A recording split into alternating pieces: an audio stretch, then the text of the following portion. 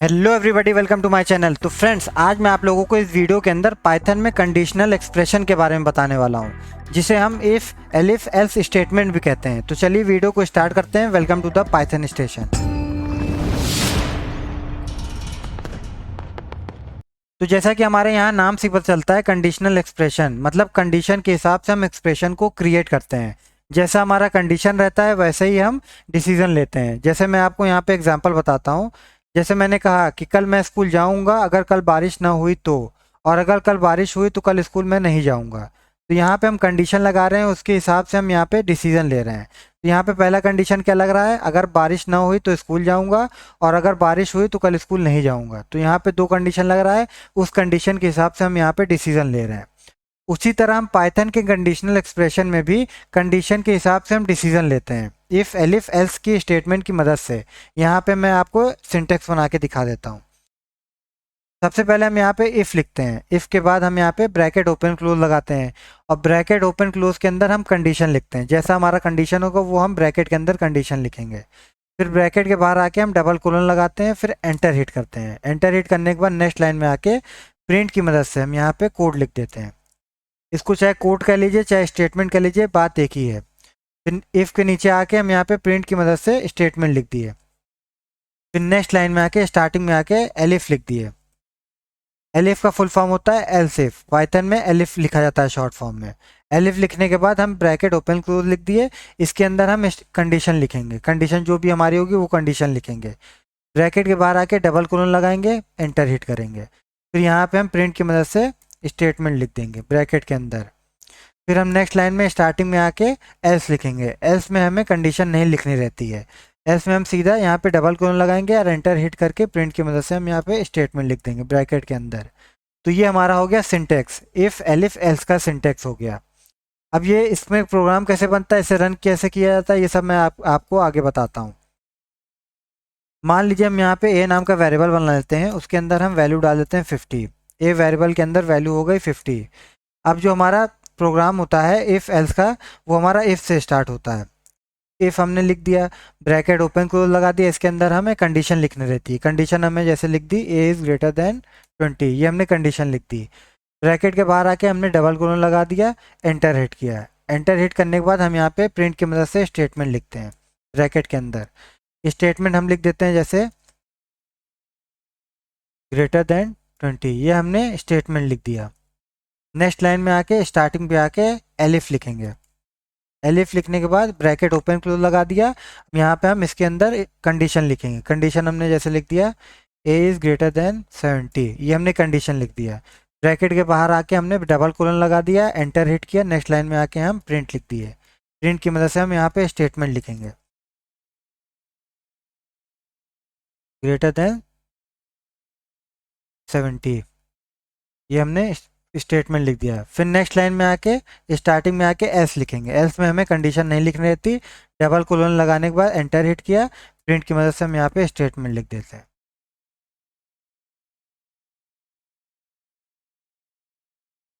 ये हमने स्टेटमेंट लिख दिया। तो ये हमारा प्रोग्राम बन के तैयार हो गया। अब ये काम कैसे करता है ये मैं आपको बताता हूँ। तो सबसे पहले आप ये समझ लीजिए कि यहाँ पे इफ़ और एल्स, यहाँ पे इफ़ से स्टार्ट हो रहा है, एल्स पे ख़त्म हो रहा है। इसे हम इफ़ एल्स लेडर भी कहते हैं। तो इफ़ एल्स लेडर में हमारा क्या होता है, सिर्फ एक ही कंडीशन हमारा एग्जीक्यूट होता है। वो कंडीशन एग्जीक्यूट होगा जो कंडीशन हमारा सबसे पहले ट्रू हो जाएगा। जैसे कि मान लीजिए इस केस में हमारा इफ़ वाला कंडीशन अगर ट्रू हो रहा है, तो यही कंडीशन हमारा एग्जीक्यूट हो जाएगा और यहीं से हमारा प्रोग्राम एग्जिट हो जाएगा। फिर वो नीचे आके नहीं देखेगा कि ये कंडीशन ट्रू है कि फॉल्स है। तो जैसा कि मैंने यहाँ पे लिखा है, इफ कंडीशन के अंदर लिखा है ए इज़ ग्रेटर देन 20, तो ये कंडीशन ट्रू हो रही है, तो ये कंडीशन हमारी एग्जीक्यूट हो जाएगी। यहाँ पे हमने रन किया, जो कंडीशन हमारी सबसे पहले ट्रू हो जाएगी वो हमारा एग्जीक्यूट हो जाएगी। ये देखिए नीचे ग्रेटर देन 20 इफ वाली स्टेटमेंट हमारी प्रिंट हो गई।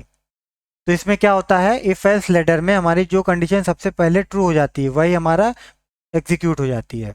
अब मान लीजिए अगर यहाँ पे इफ वाली कंडीशन फॉल्स होती, तब ये नीचे आके देखता है एलिफ वाली कंडीशन। एलिफ वाली कंडीशन अगर फॉल्स होती तो एल्स वाली कंडीशन को एग्जीक्यूट कर देता है ये लास्ट में। तो लेडर में क्या होता है, सिर्फ एक ही कंडीशन एग्जीक्यूट होती है। वो कंडीशन एग्जीक्यूट होती है जो सबसे पहले कंडीशन ट्रू हो जाती है। तो इस केस में हमारी इफ वाली कंडीशन ट्रू हो रही थी, तो यही वाली कंडीशन हमारी एग्जीक्यूट हुई, यहीं से प्रोग्राम हमारा खत्म हो गया। तो एलिफ वाली कंडीशन हमारी फॉल्स हो रही थी, तो ये एग्जीक्यूट हुआ नहीं। अब मान लीजिए अगर एलिफ वाली कंडीशन हम ट्रू कर देते हैं, ए इज स्मॉलर देन 70, तो जो ए की वैल्यू है 70 से छोटी है, तो कंडीशन हमारी ट्रू हो गई यहाँ पे। तो आप यहाँ पे सोच रहे होंगे कि यह भी प्रिंट हो जाएगा और यह भी प्रिंट हो जाएगा, लेकिन ऐसा नहीं है। मैंने आपको क्या बताया था कि लेडर के अंदर सिर्फ एक ही कंडीशन एग्जीक्यूट होती है।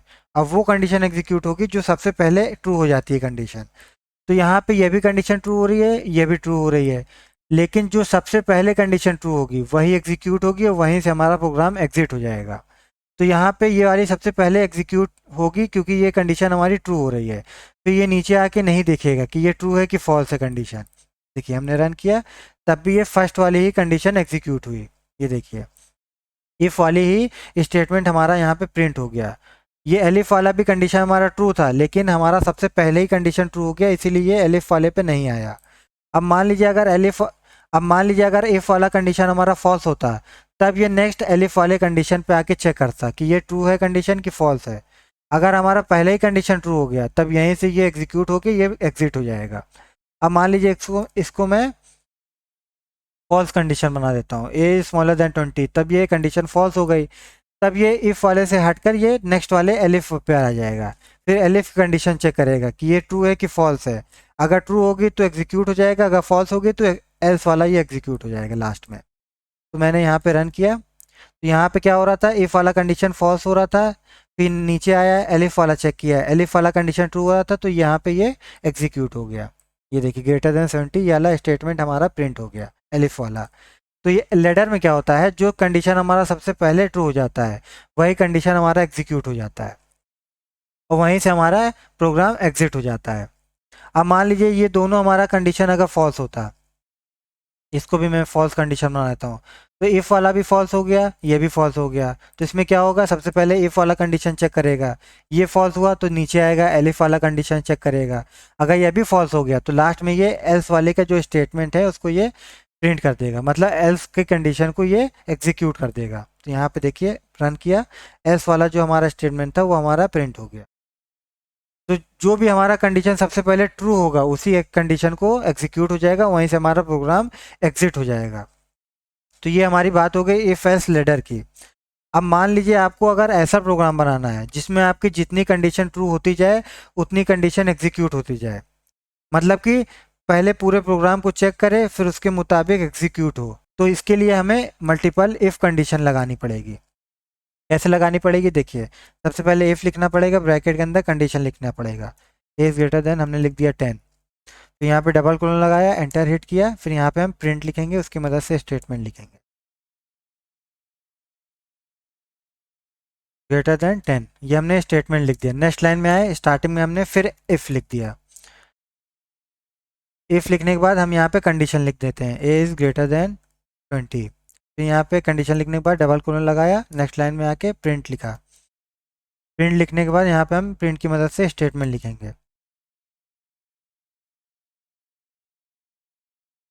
Greater than 20। हमने ये स्टेटमेंट लिख दिया, ये हमने स्टेटमेंट लिख दिया। फिर ये नेक्स्ट लाइन में आके हम स्टार्टिंग में आके इफ लिख देते हैं। इफ लिखने के बाद हम यहाँ पे ब्रैकेट ओपन क्लोज लगा दिए, यहाँ पे हम इसके अंदर कंडीशन एक और लिख देते हैं, ए इज ग्रेटर देन 30। हमने ये कंडीशन लिख दी, फिर डबल कोलन लगाया, एंटर हिट किया, फिर इसके अंदर हमने कंडीशन लिख दी प्रिंट की मदद से।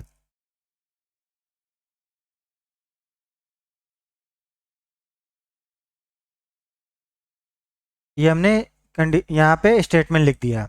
अब यहाँ पे नेक्स्ट लास्ट में आके हम यहाँ पे स्टार्टिंग में आके एल्स लिख देते हैं। एल्स में हमें कंडीशन नहीं लिखना रहता, डबल कोलन लगाया, हिट एंटर किया, प्रिंट की मदद से स्टेटमेंट लिख दिया। मैं रैंडम यहाँ पे स्टेटमेंट लिख देता हूँ, खाली आपको समझाने के लिए मैं यहाँ पे लिख रहा हूँ। तो यहाँ पे क्या होगा, यहाँ पे ये सारे प्रोग्राम के सारे कंडीशन को चेक करेगा, उसके हिसाब से यहाँ पे कंडीशन को एग्जीक्यूट करेगा, मतलब जो जो कंडीशन हमारी ट्रू होगी उस कंडीशन को ये एग्जीक्यूट कर देगा। तो यहाँ पे हम मल्टीपल इफ़ का स्टेटमेंट का इस्तेमाल करते हैं।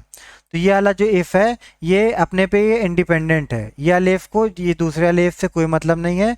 ये तीसरा वाला जो इफ़ है इसके नीचे एल्स लगा है, तो जिसके इफ़ के नीचे अगर एल्स लगा है या तो इफ़ के नीचे अगर एलिफ लगा है तो वो लेडर बन जाता है। लेडर में खाली हमारा खाली एक कंडीशन एग्जीक्यूट होता है। तो ये पहला वाला इफ जो हो गया ये हमारा इंडिपेंडेंट हो गया है, इस वाले इफ को दूसरे वाले इफ से कोई मतलब नहीं है। अब नीचे क्या है, नीचे लेडर है, तो इन दोनों में से खाली ये कंडीशन हमारा एग्जीक्यूट होगा जो सबसे पहले कंडीशन ट्रू हो जाएगा। तो देखिए मैं यहाँ पे रन करूँगा तो जो जो हमारा कंडीशन ट्रू होगा वो हमारा कंडीशन एग्जीक्यूट हो जाएगा। देखिए हमने रन किया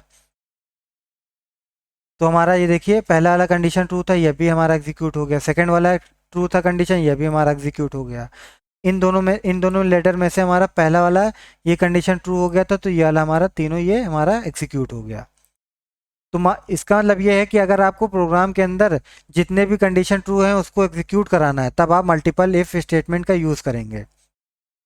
अगर मान लीजिए किसी भी इफ के नीचे अगर हम एलिफ लगा देते हैं, ये इस तरह एलिफ लगा के हम कंडीशन लिख देते हैं ए इज ग्रेटर देन 45, ये हमने एक कंडीशन लिख दी। फिर इसके नीचे हम प्रिंट की मदद से स्टेटमेंट लिख देते हैं, ये हमने कुछ भी स्टेटमेंट लिख दिया।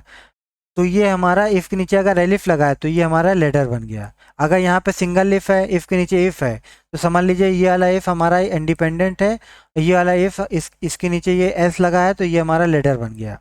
इफ़ के नीचे अगर इफ़ है तब समझ लीजिए वो दोनों इफ़ अलग अलग हैं। अगर इफ़ के नीचे एलिफ लगा है या तो इफ़ के नीचे एल्स लगा है तो समझ लीजिए वो लेटर है, उसमें से सिर्फ एक ही कंडीशन एग्जीक्यूट होगा। तो यहाँ पे क्या हो रहा है देखिए, इफ़ के नीचे एलिफ लगा है तो मतलब ये लेटर बन गया। इन दोनों में से देखिए दोनों कंडीशन ट्रू है, लेकिन मैंने आपको क्या बताया था लेटर में जो सबसे पहला कंडीशन ट्रू होता है वह एग्जीक्यूट होता है। तो इनमें से ये वाला कंडीशन ही ट्रू हो जा रहा है तो यहीं पे एग्जीक्यूट हो जाएगा। फिर नेक्स्ट वाले इफ पे आएगा, ये वाला चेक करेगा, ये वाला कंडीशन अगर ट्रू होगी तो ये वाला एग्जीक्यूट हो जाएगा। फिर ये जब नीचे आएगा इफ वाले पे तो इफ के साथ एल्स लगा है तो ये लेटर बन गया। इन दोनों में से जो कंडीशन हमारी ट्रू होगी वो हमारा एग्जीक्यूट हो जाएगा। देखिए हमने रन किया, देखिए greater than 10 greater than 20 greater than 30 हमारा आंसर आ गया।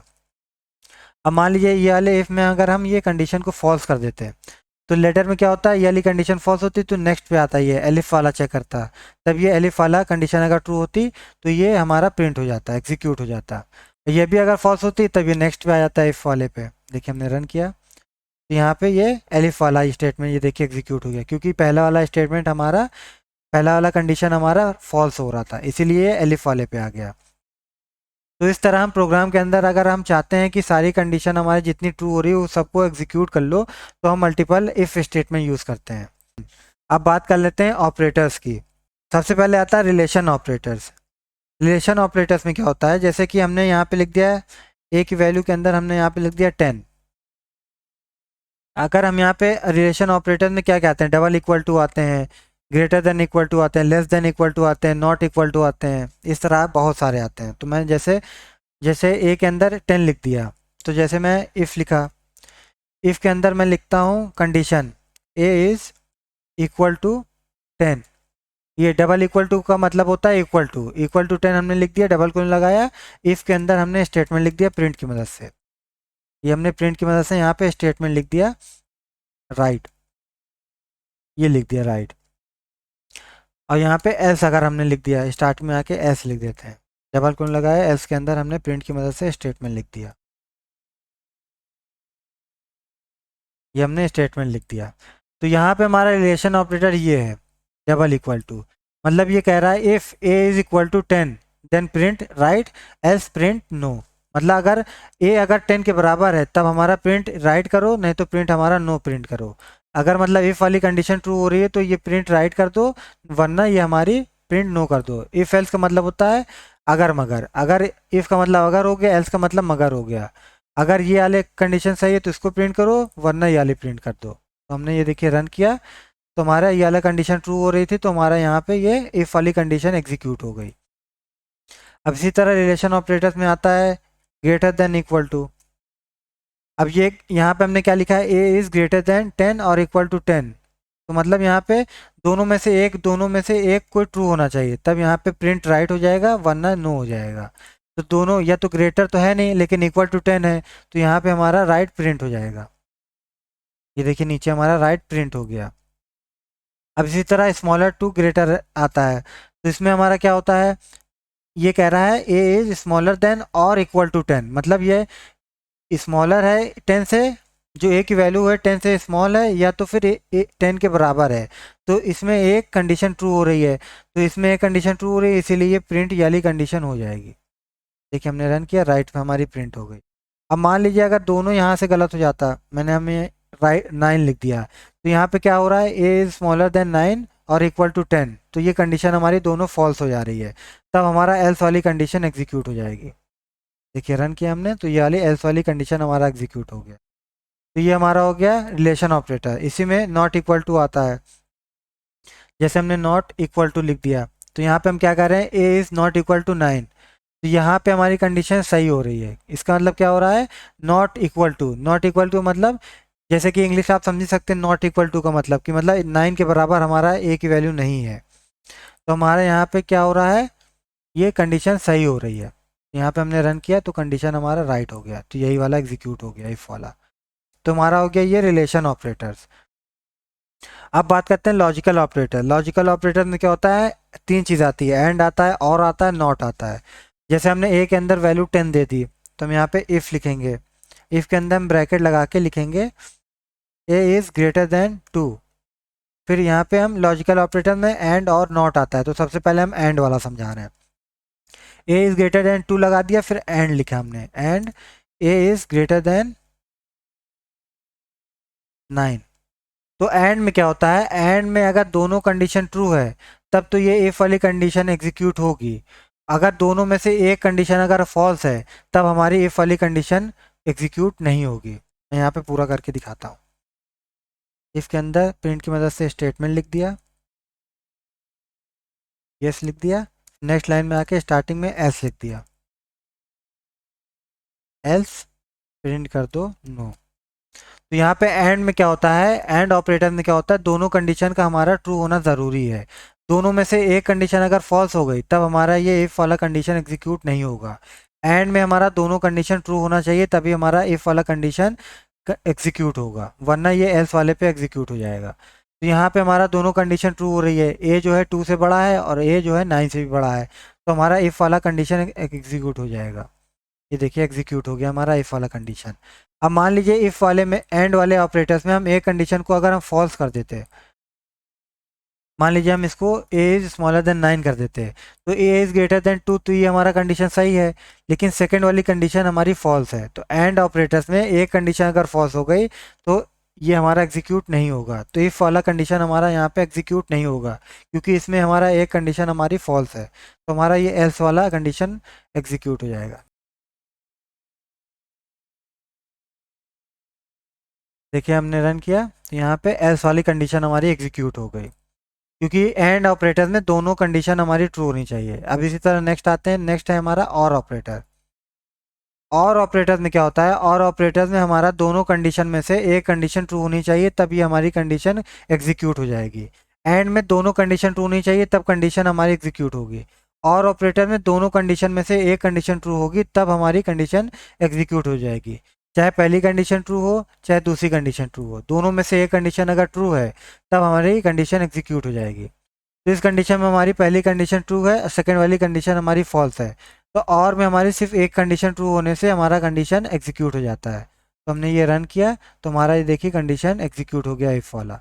नेक्स्ट है हमारा नॉट ऑपरेटर। नॉट ऑपरेटर में सीधा उल्टा हो जाता है, जैसे हमने यहाँ पे नॉट लिख दिया, ये हमारा नॉट ऑपरेटर हो गया। तो नॉट ऑपरेटर में जैसे हमने नॉट ट्रू लिखा है, तो नॉट ट्रू को ये हमें फॉल्स बना देगा, और ट्रू को हमारा फॉल्स बना देगा, फॉल्स को हमारा ट्रू बना देगा। नॉट में हमारा सीधा उल्टा हो जाता है। तो जैसे हमने लिखा ए इज स्मॉलर देन 9, तो यहाँ पे एंड, तो यहाँ पे नॉट ऑपरेटर लगा है।